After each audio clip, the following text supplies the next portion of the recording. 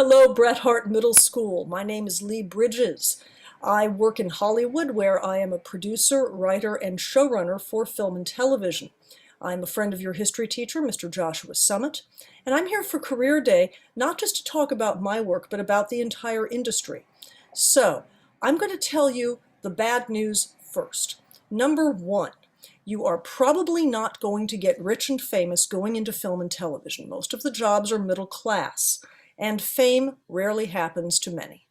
Number two, you probably don't want to be famous anyway. Everybody I know who is famous has found that it's a double-edged sword. Sometimes they like it, sometimes they don't. Number three, it's not that glamorous.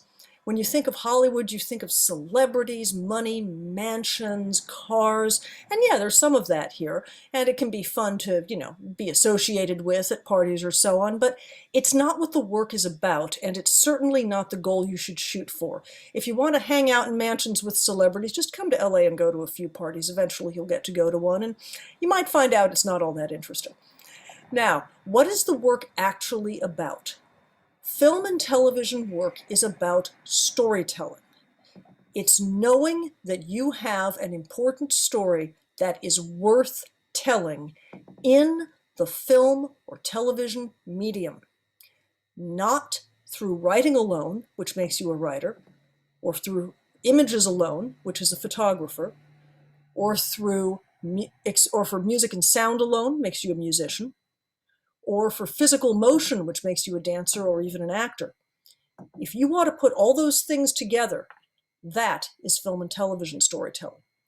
Now, the bad news is that it's such a fascinating industry that everybody wants to get into it, which means it can be very hard to break in. But you can do it if you have two things. One is a true passion for the kind of work that you want to do. And number two, a lot of determination and resilience. You just have to keep getting back up every time someone says no to you. Those are the two keys, passion and persistence. Now, there are hundreds of jobs in this industry, and I only have a couple of minutes, so I'm going to break the industry down into three phases of film production. This also applies to television. Here we go. The first is pre-production.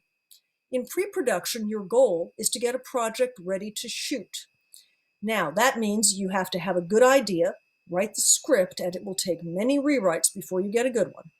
You have to attach talent, which means to hire at least a few people who are very well known, which enables you to obtain the money, because people don't want to fund a film that doesn't have anybody who's well known or established attached to it. You have to look for locations and set up sets, make your shooting schedule, rent your equipment, design and construct your props, costumes, and sets, do all your travel arrangements, the logistics for the travel arrangements, and insurance, legal contracts, paperwork.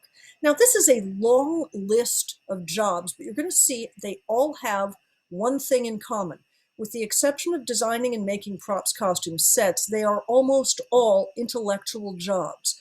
And that's why most of them require college degrees. As a writer, I have a college degree in English literature from Berkeley, which is one of the very best English programs. Most of the people that I know who are writing professionally have college degrees. So do most of the producers, the executives, the people in charge of the money, and the people who are just generally doing all this other work. That's because they needed that experience in order to break into the industry. The second thing that you do after pre-production, you've done all your preparatory work, is you go into production. This is the phase that you've heard of. This is where you shoot all your film and all your footage. It's very physical. There's a lot of waiting around.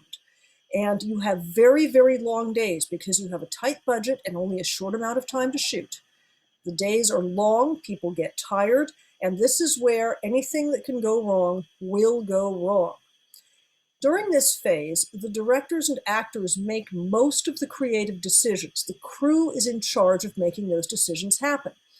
The main crew is in charge of making it happen through their specialties, their union specialties, because this is a union career. These are union jobs.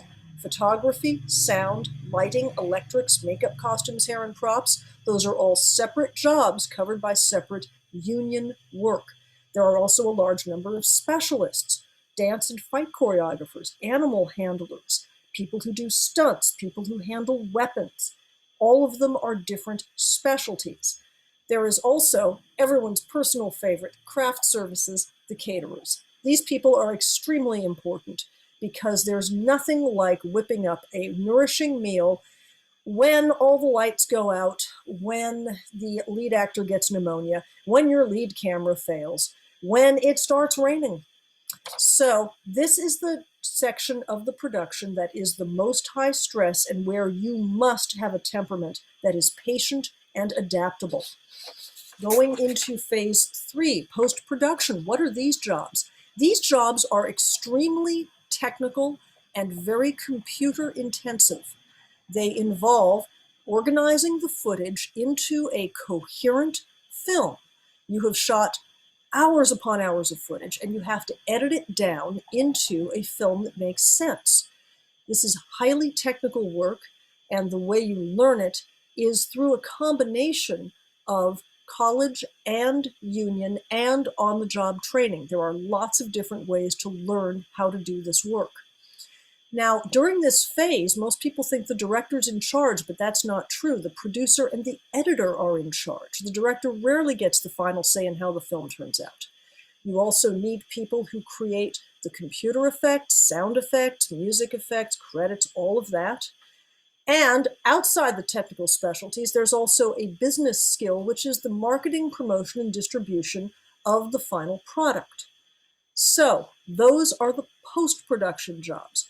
Very heavy on college degrees, computer skills, union training. So what does this mean for you? Well, if you dream about making movies in any capacity, first of all, you have the capacity to do that right now. No, really, you do. Write a script, get out your phone, get your friends, and shoot that script. Just do it. Do it in your yard, do it on the street, do it in the schoolyard, doesn't matter where. Start practicing now. The famous director Steven Spielberg, people thought, was a wunderkind because he landed his first big contract when he was only 22. At age 22, he had been shooting films for 12 years. He started when he was 10. So, start shooting now. It can't go wrong. Finally, if you truly have a passion for this work, then you should absolutely go for it. Because the only thing worse than not getting your dream is not going after it. You will need a lot of determination and a lot of resilience because the jobs are very competitive. But I truly believe that if you focus on your personal character and most importantly, your education, if you get the best education you possibly can, I know that you can make it, regardless of what obstacles may be thrown in your way. In the next video, I'm going to talk about my individual job as a showrunner. Thank you very much.